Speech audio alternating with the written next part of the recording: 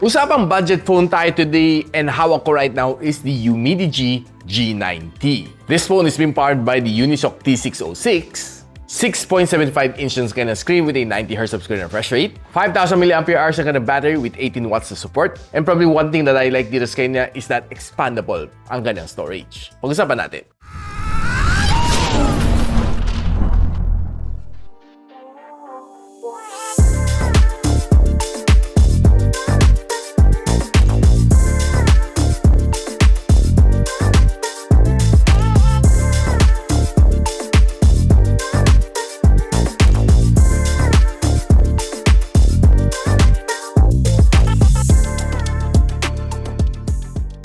Now, one thing to like dito sa kanya is magandang kanyang design. I like yung kanyang design. Very simple yung kanyang pagka-green dito sa likod. And medyo parang may pagka-ocean wave yung kanyang design. And I really love it. One thing to like din sa kanyang camera bump is flat na siya. Wala siyang umbok. Parang si Honor X7C lang siya. Meron pa siyang audio jack dito sa ibabaw, which is goods na goods. And meron din siyang hybrid slot dito, so you can either use dalawang 4G SIM or isang 4G plus isang microSD expansion. Probably one thing to dislike dito sa kanya is that it's still a teardrop notch design and medyo makapal din ang kanyang bezels. Overall, the feel is good. Okay naman siya sa aking kamay.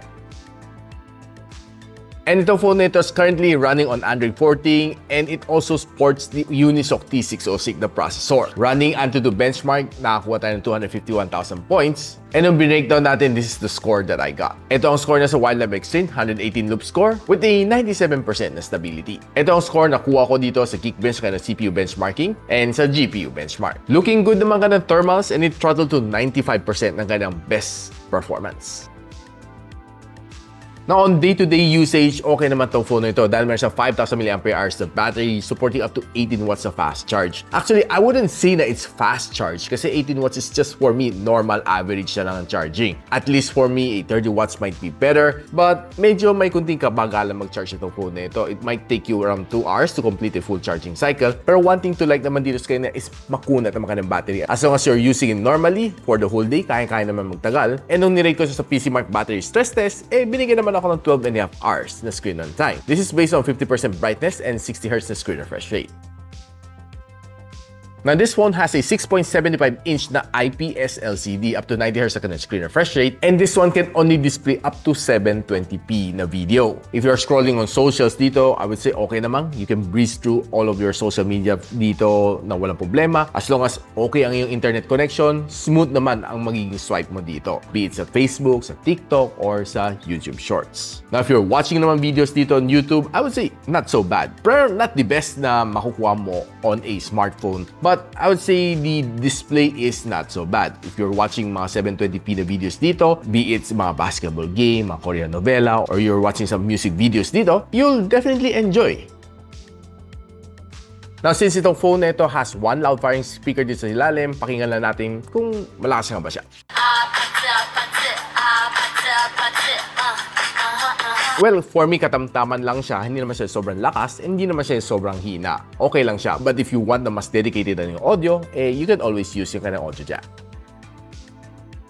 Now, I did try to play 2 games dito sa kanya, playing Call of Duty Mobile and Honor of Kings. Sa Call of Duty Mobile, okay naman ka ng gameplay. But there are times na nafe-feel ko there's a little bit of lags here and there. Hindi may iwasan kasi nung gumagamit ako ng sniper scope, pansin ko, may delay siya. No? Pag zoom in, and there are times sa pag tumatakbo ako, pag lumiling ako, may delays din siya napapansin ko. Well, the gameplay is not so bad, though you can lower down yung graphical settings to be a little more smoother. But overall, the gameplay is just average. And after 30 minutes of gameplay, umabot siya ng 43 degrees Celsius. Sa Honor of Kings, okay, I would say na not so bad ang kanyang gameplay and I was able to enjoy this better than the Call of Duty Mobile. Setting it to medium graphical settings, I was able to play around mga 45 minutes this game. And to be honest with you, pansin ko there are times na nagte-teleport yung kalaban habang binubugbog mo. But overall, hindi naman siya ganun ka-frequent. There are times lang naman and there are some occasional lags along the way. But overall, the gameplay is not so bad. And after 45 minutes of gameplay, umabot siya na around 42 degrees Celsius.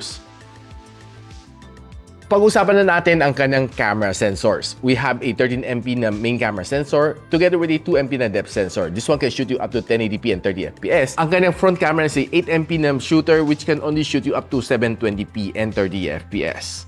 Now guys, if we take a look dito sa photo ni Umidigi G9T, this kind of outdoor shot, I would say na not bad ang mga quality na nakukuha ko dito. I'm getting some good details naman dito sa shot na ito. And looking at some simple leaf shot, well, I would say na it's a little bit saturated, but the green is looking good naman, not bad. And taking a shot at this one, I would say not bad. And nakapag-separate naman siya yung ganang subject from its background, blurring all the way sa likod. Taking a simple shot like this looks good, and I would say okay, not bad ang ganang details. Especially itong flower shot na ito, no? I love yung simple shot na ito, and there's a lot of details left dito sa flower na ito. As well as this one, makita mo yung kanyang core looks very nice. Kompleto ang kanyang details. Now, if you move indoor naman sa low light, I would say na not bad din ang kanyang photography. Though there are times na you'd be able to get a little bit blurry, medyo soft ang kanyang photo. And some shots like this looks nice, and some